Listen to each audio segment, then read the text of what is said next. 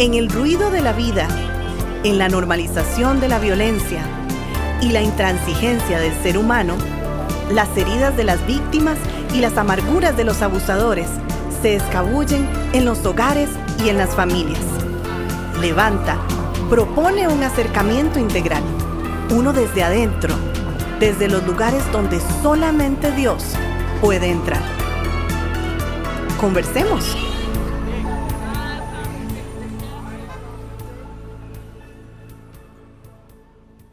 El amor debe ser firme, segunda parte. Estamos comentando interesante propuesta del Dr. James Dobson y me encuentro con mi amigo Erwin, como siempre. ¿Cómo estás? Estoy muy bien, mi estimado hermano. Gracias a Dios, seguimos conversando de este temazo. Cerramos un temazo, por supuesto. Cerramos la semana anterior preguntándonos por qué, ¿verdad? ¿Y por qué?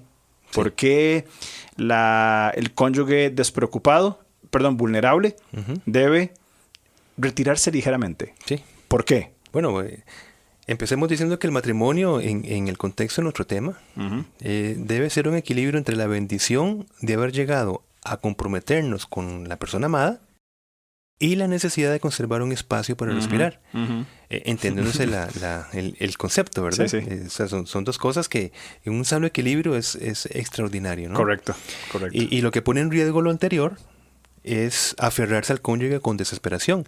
Esto implica la súplica, ¿verdad?, de uno de los cónyuges por afecto y atención, creando, pongámoslo así, un cortocircuito en esa dinámica de la atracción, porque la libertad que da el amor se va a cambiar por una dependencia, digámoslo así, asfixiante. Qué complicado, ¿verdad? Sí, absolutamente complicado. Pero lo tratamos de como de descubrir para que lo podamos tratar. Correcto. Exacto. Sí. Y creo que esos dos puntos, ¿verdad?, son muy importantes resaltar. Comprometerse de por vida con la persona que amo versus un espacio para respirar. Y es muy difícil amar románticamente a una persona, al cónyuge, quiero decir, y al mismo tiempo compadecerse de ella. Es decir, lo amo y busco esa relación romántica de compañerismo, de complicidad, de unidad, pero al mismo tiempo me compadezco de esa persona, ¿verdad? Sí, y una falta de compasión, pero desde la base del irrespeto. Exactamente. Es decir, de no reconocer las necesidades. Por supuesto que el Señor Jesucristo, uno de sus atributos esenciales para nuestra vida es su compasión. Exacto. Y él perfectamente, sin ninguna afectación del pecado en absoluto, mezcla todas esas líneas, el amor, la compasión, la misericordia, de una manera perfecta, pero no así en nuestras relaciones. Entonces, el punto del tema, el amor debe ser firme, es que, como lo acabas de decir, es muy difícil tratar de mantener una relación por la lástima que me da la otra persona, de su tanta dependencia emocional asfixiante hacia mi persona. Básicamente por ahí va la línea que propone el Dr. Dobson. Y esto se da tanto en la etapa de cortejo como en la etapa de recuperación de una relación matrimonial dañada. Aplican todo el espectro, más bien quiero decir, de una relación matrimonial que ha sido dañada. Entonces, es importante el respeto y el equilibrio. Creo que en estos programas que estamos hablando de este tema del amor debe ser firme, creo que el respeto, equilibrio, límites saludables, responsabilidades propias, creo que son palabras muy importantes para considerar dentro de la relación matrimonial, porque si no se dan, y en el marco de lo que hablamos nosotros, son puertas abiertas para formas de violencia. Entonces, estos límites, este amor firme, es bien importante. Ahora, lo que el Dr. Dobson sugiere es lo que él llama abrir la puerta de la jaula. Ahora, mi hermano, ¿qué entendemos por abrir la puerta de la jaula? No es para soltar la bestia, ¿verdad? Sino es la manera en cómo nos relacionamos, está relacionado con el cómo respetamos o dejamos de respetar a la otra persona. Entonces, la raíz de todo conflicto matrimonial casi siempre inicia desde la falta de respeto y admiración hacia el otro. Y yo de verdad que lo he escuchado muchas veces, ¿verdad? Pero es un proceso gradual. Esta falta de admiración y respeto se va perdiendo gradualmente, lastimosamente, y va a preceder un conflicto relacional. Entonces, el sí acepto es la expresión de aceptar a uno que se admira y respeta. O sea, yo no sé si a vos te pasó o le ha pasado a personas, pero en eso cuando, en la etapa de noviazgo, ¿verdad? Y sobre todo en el error de estar tomando relaciones de noviazgo cuando uno se está preparado, sobre todo en esto, ¿cuántas veces, verdad, se cometía el error de una de las partes? Es decir, si a mí, yo hubiera tenido una novia que me dice, que me agarra el cuello y me dice, mire, por favor, usted tiene que casarse conmigo, mi vida sin usted no va a tener sentido, hágame el favor, porque yo no tengo a nadie más en mi vida más que usted. O sea, usted es la única opción que tengo. Vamos a ver, empezaría complicado el punto. Bastante. Sí, pero también eso puede ser durante el proceso de la relación matrimonial. Exactamente. Y la respuesta va a ser la misma, sea que fuésemos adolescentes o en el matrimonio. ¿Sí? Y para nada esa dinámica es sana. Una persona vulnerable de esa manera, a ver, entendamos o hagamos la diferencia entre sana vulnerabilidad y una vulnerabilidad peligrosa, ¿verdad? Dentro de la sana vulnerabilidad está el reconocimiento de mis debilidades, entran los aspectos importantes del respeto, entran los conceptos de saber quién soy, saber todos esos elementos de una sana vulnerabilidad en una relación. Sí. Pero una mala vulnerabilidad, como en este caso que vos ponías, una novia en un momento que, mira, sin vos me muero, y si no se casa conmigo es el fin de mi vida, es un peligro. Vamos a ver si la persona, si el cónyuge despreocupado en su mentalidad tiene rasgos de abusador, es una puerta abierta para los abusos. Claro, claro. Y desarrollar una relación que va a llevar, lógicamente, a diferentes formas de violencia dentro del matrimonio. Por eso, a ver, es común, ¿verdad? Y yo no sé, yo creo que nunca hemos hablado de esto. Es común que dentro de un matrimonio la violencia comience, vamos a ver, después de 5 o 10 años. O sea, ¿qué cambió? ¿Qué pasó en esos 5 o 10 años que ahora la relación se ha tornado violenta? Diferente en casos donde desde el noviazgo se veía venir diferentes prácticas violentas, ¿verdad? ¿Qué fue lo que pasó? No me salgo el tema porque ya me desvié, pero solamente un pensamiento para tenerlo por ahí, ¿verdad? No, es muy interesante porque pienso que la violencia puede venir desde una mente abusadora, o sea, eventualmente abusadora, pero también no necesariamente desde una mente abusadora, sino desde un proceso de desvalorización de la otra persona. Exacto. Que llega un momento en que ya empieza a haber desprecios, querer distanciarme de la persona, pero no necesariamente porque la persona que desea separarse tiene una patología de mente abusadora como otras que nosotros vemos. Sí. Sino por eso, ya como empiezo yo a percibir en la otra persona. Cómo no no ha procurado su respeto propio, cómo no me ha dado ese espacio necesario, porque me siento asfixiado o asfixiada, porque está muy dependiente emocionalmente de mí. Y no estamos hablando en contra de un compromiso. Estamos hablando de un compromiso que no tome en cuenta la admiración y el respeto en el proceso.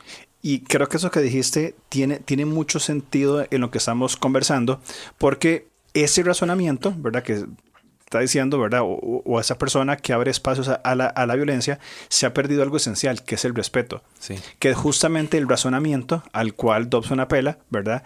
La esperanza para un matrimonio en grave conflicto relacional se va a hallar en ¿qué? En lo que vos acabas de decir, la restauración del respeto entre los cónyuges. Porque, vamos a ver, y aquí lo quiero decir con mucho cuidado, podría ser, voy a ponerme yo como ejemplo, que yo comience a ver en mi esposa cosas que hoy no me gustan.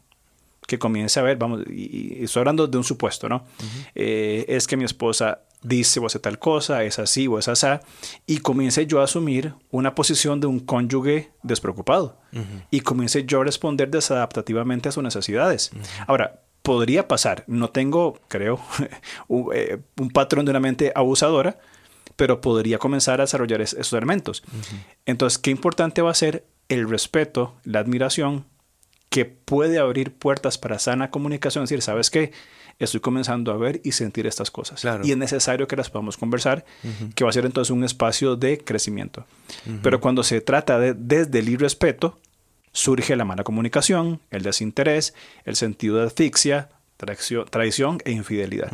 Porque no se procesa correctamente percepciones erradas o correctas, pero se manejan de una forma equivocada, desde un cónyuge despreocupado y no desde un cónyuge que procura restaurar o enfatizar en el respeto y la comunicación entre la pareja. Claro, exactamente. Y es que entonces, con lo que acabas de decir, ante un cónyuge desinteresado, ¿okay?, con el ejemplo que estás poniendo, ¿qué se va a procurar?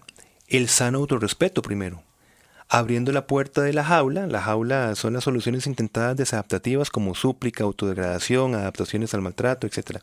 Entonces, todas las técnicas de retención y manipulación deben de cesar de inmediato. Por allí es una estrategia, otra vez, que el Dr. Dobson me empieza a hablar. Entonces, es entrar no solo en un acto de firmeza, o sea, un punto de no retorno, sino una actitud de firmeza sostenida en el tiempo.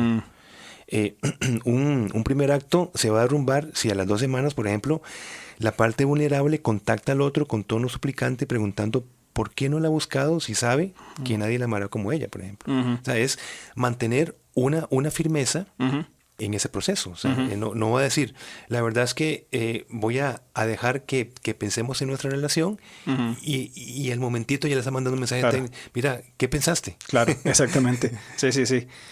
Que hoy día creo que entre el lenguaje popular se le habla como una persona tóxica.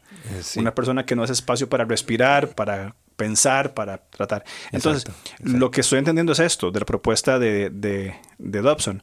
Si hay una persona que se siente asfixiada, déle un sano espacio.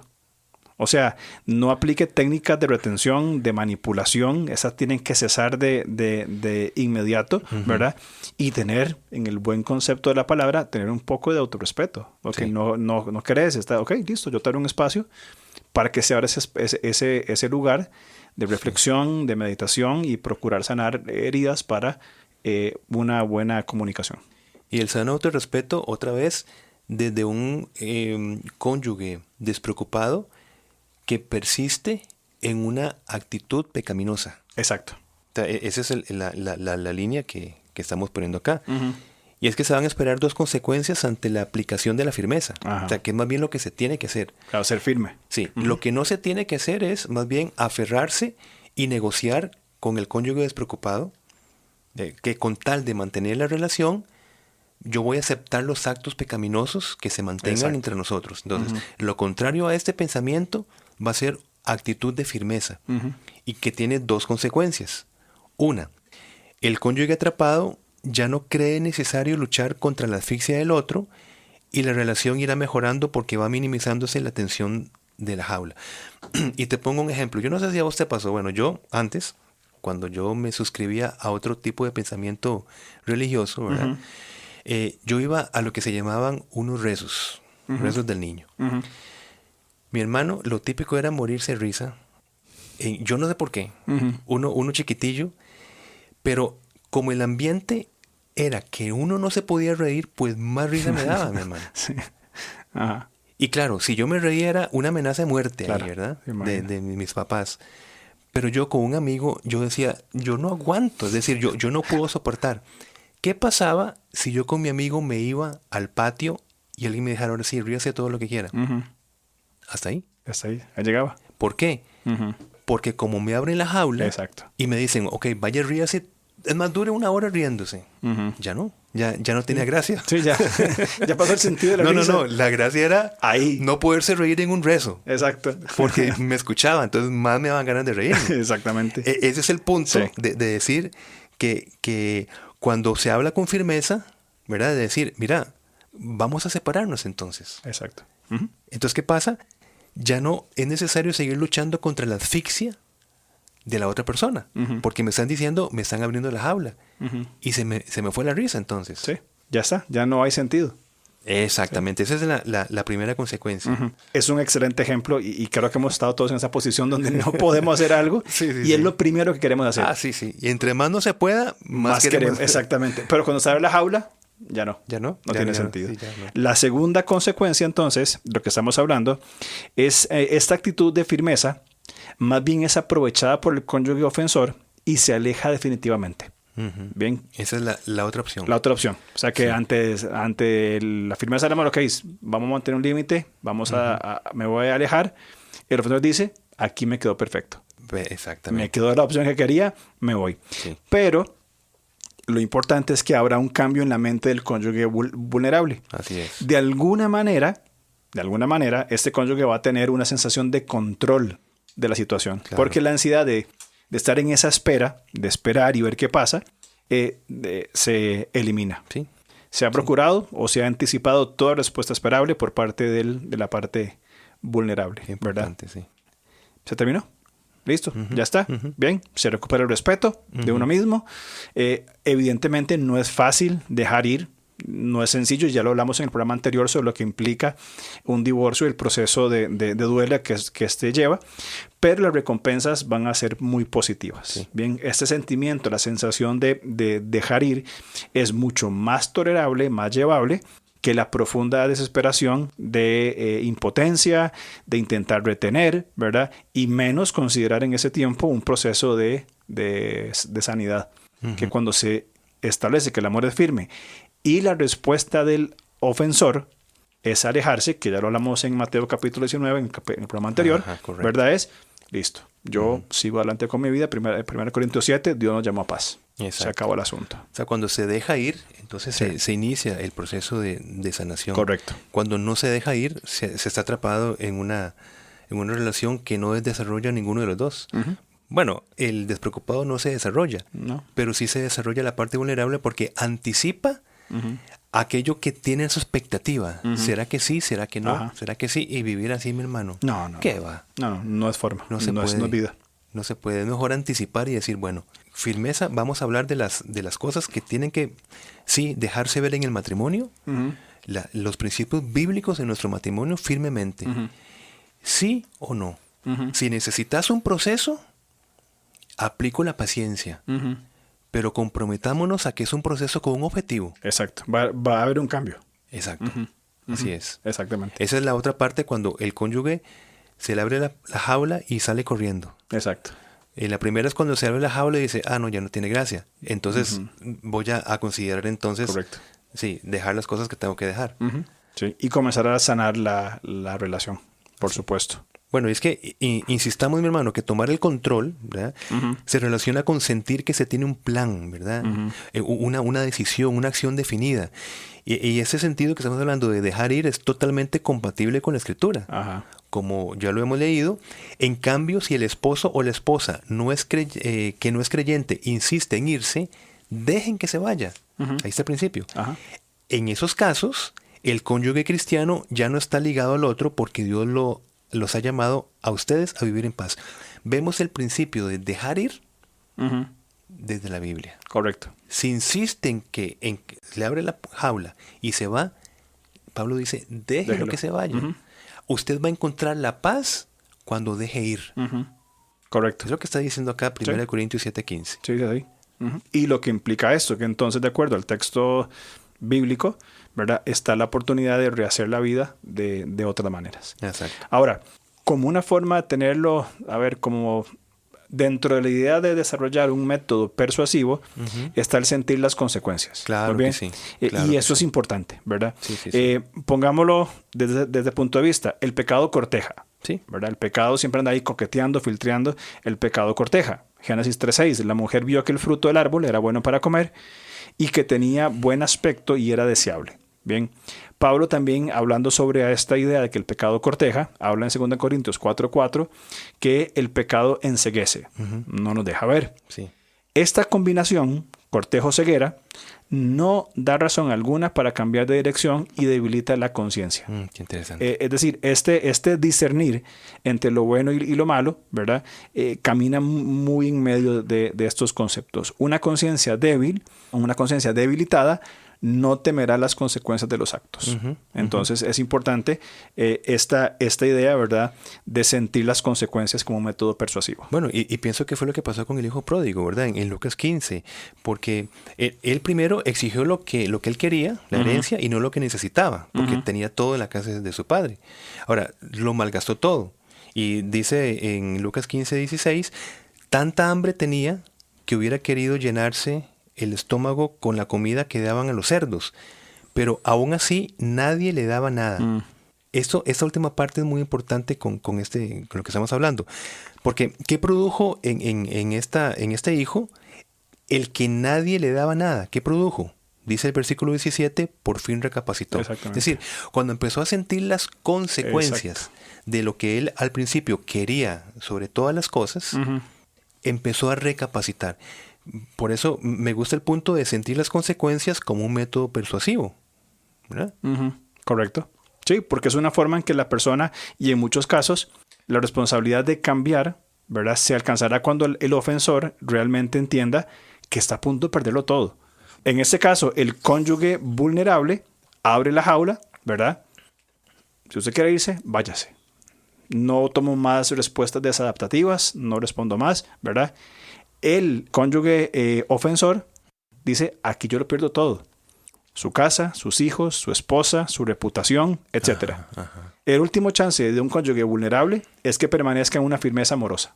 Es decir, una firmeza que no añada el irrespeto, el insulto, la amenaza o la venganza. Bien, o sea, yo te amo, es el ejemplo. Yo te amo, pero he decidido firmemente dejarte ir. Descanso en el Señor, sé que Él me sostendrá, voy a orar por vos, te deseo lo mejor. Listo. Pongo los límites claros, ¿verdad? Y aquí hay una fuerte motivación, ¿verdad? De el que nadie deba nada. Sí. Bien, nadie debe nada para recapacitar y hacer lo correcto. Claro. No sucede siempre, ¿verdad? Pero es un buen intento. Sí. Es importante porque, sí, claro, imagínate lo que es para el cónyuge despreocupado el estar viviendo abiertamente un acto pecaminoso y a la vez asegurarse que sus hijos, su casa, su comida, su ropa, etcétera, va a estar todo asegurada de parte de un cónyuge vulnerable, porque no tiene firmeza en nada. Entonces le permite vivir lo mejor de los dos mundos, entre comillas, ¿verdad? Y por eso es que apelamos a esto.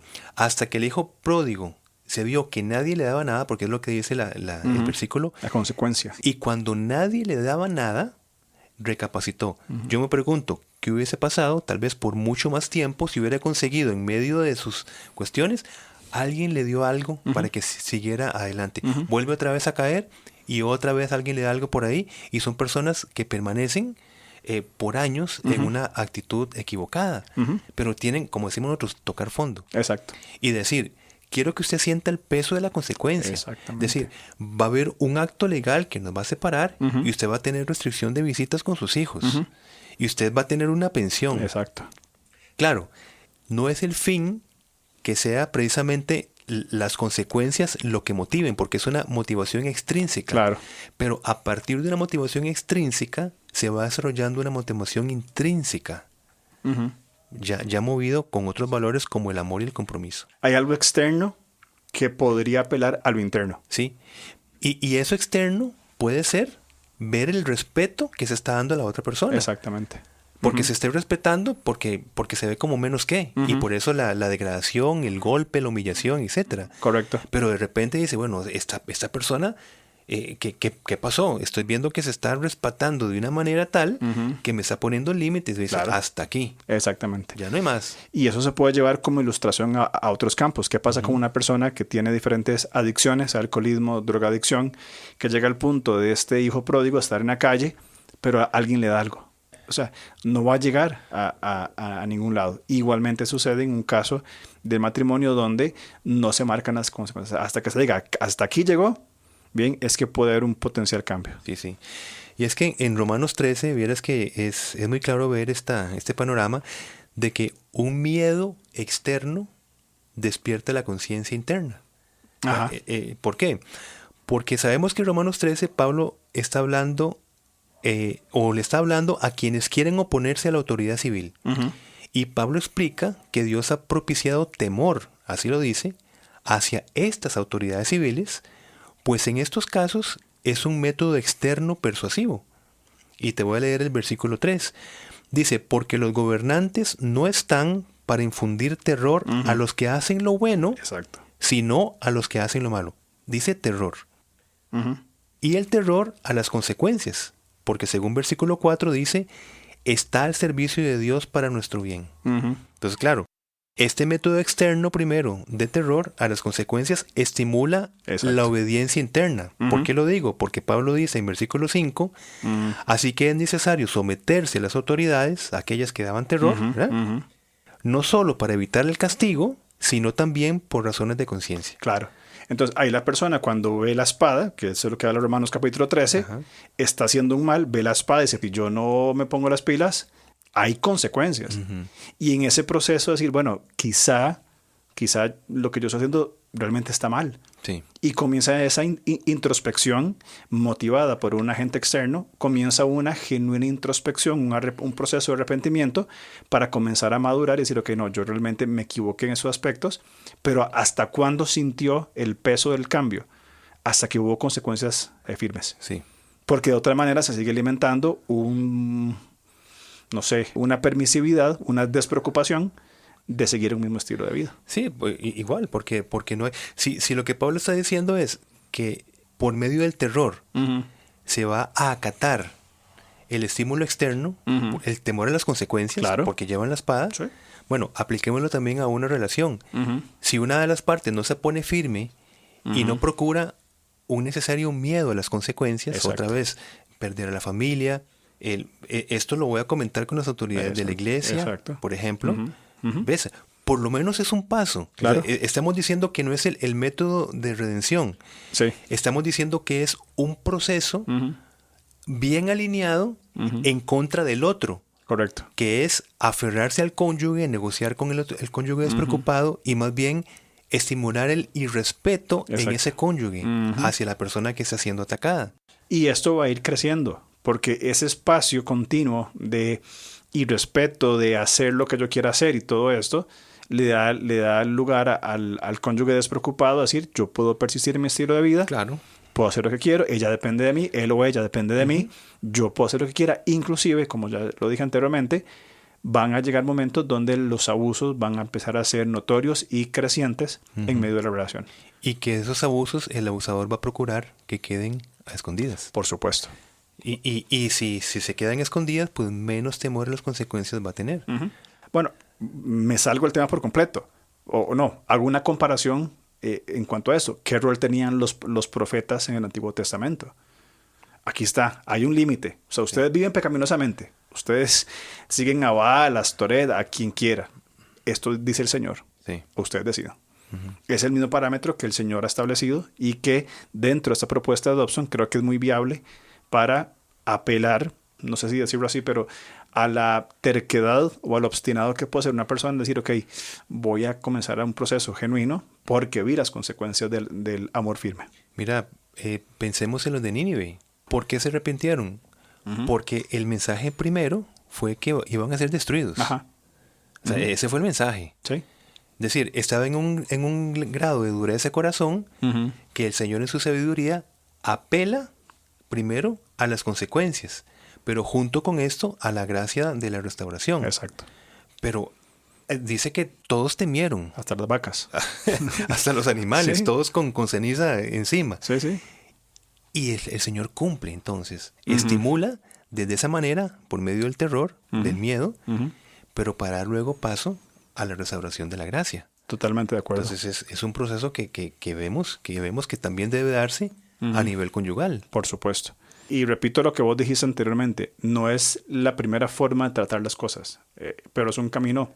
Mateo capítulo 19, versículo 8. Debido a la dureza del corazón, Sí. el amor debe ser firme. Claro, claro. Ahora, es posible entonces que la conciencia se despierte, ¿verdad? Pero los hábitos pecaminosos permanezcan. Por esta razón, una vez logrado un estado de conciencia, o sea, un estado de arrepentimiento, es esencial, elemental, establecer límites claros y firmes para desarrollar junto a una nueva conciencia, ¿verdad?, los hábitos que puedan edificar la relación. Y creo que ese concepto de límites es un tema muy importante para tratar en los matrimonios, en nuestras iglesias. Muchas veces no se habla y tal vez por nuestra cultura latinoamericana más, no sé, más amigable, no nos gusta a nivel cultural poner límites, ¿verdad? Cuando alguien dice que no es, no, me dijo que no, ¿cómo es posible? Pero es bueno decir que no. Claro. Y poner límites saludables y firmes y claros, más todavía dentro del concepto del matrimonio. Es interesante, creo que eso, desde el punto de vista cultural, creemos que entre más confianza se tenga con una persona, entonces menos límites le pongo o menos restricciones le pongo. Exacto. Es decir, los amigos más cercanos son a los que yo no le pongo los límites que le pongo a otras personas. Y por tanto, una relación matrimonial que es íntima es tan cercana, equivocadamente pensamos que entonces no es necesario que estemos hablando de límites. Estamos hablando de mi esposa o de mi esposo. Sí. Límites se lo pongo con el vecino. Y ese error conduce a estos problemas relacionales. Sí, porque si me ama, entonces me va a aguantar todo, como le hablo, que sabe que es broma, que todo eso, entonces... Correcto. Pero es muy importante los límites, por eso también dentro del matrimonio es muy importante el espacio personal. Sí. Es decir, esto que yo hago es mío.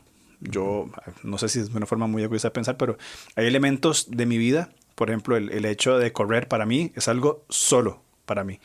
No tengo expectativa que mi esposa me acompañe. No va a ir de todos modos, pero no tengo expectativa de decir, okay, hagámoslo juntos. No, y creo que es muy romántico eso, ¿verdad? Un romanticismo negativo. Hagámoslo todos juntos. No, hay límites, hay cosas que yo voy a hacer solo, como individuo, ¿verdad? Y también esa idea romántica de todo lo hacemos juntos por toda la vida. Sí. Entonces creo que límites saludables, prácticas saludables van a mantener esta dinámica sana. Y a la vez veo que hay una relación en esa individualidad de la esposa, en el ejemplo que estás poniendo, que llega tu esposa y te compró unas tenis. Exactamente, ojalá. Y te compró una pantaloneta.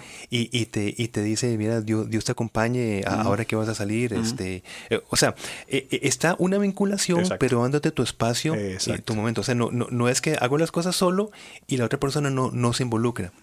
Que no es eso. Hay un involucramiento, pero dando tu espacio a tu actividad. Exacto. Vos escoges cuándo vas, cuándo regresas, cumpliendo las responsabilidades como tu esposo. Entonces es lindo este balance, ¿no? Totalmente de acuerdo. Creo que podemos profundizar más en el tema. Sí. No sé qué te parece, hacemos una tercera parte del programa. Claro que sí, me parece muy bien. Entonces la otra semana hablamos El amor de ser firme, parte 3. Así es, si Dios lo permite. Muchas gracias. Chao, mi hermano. Chao.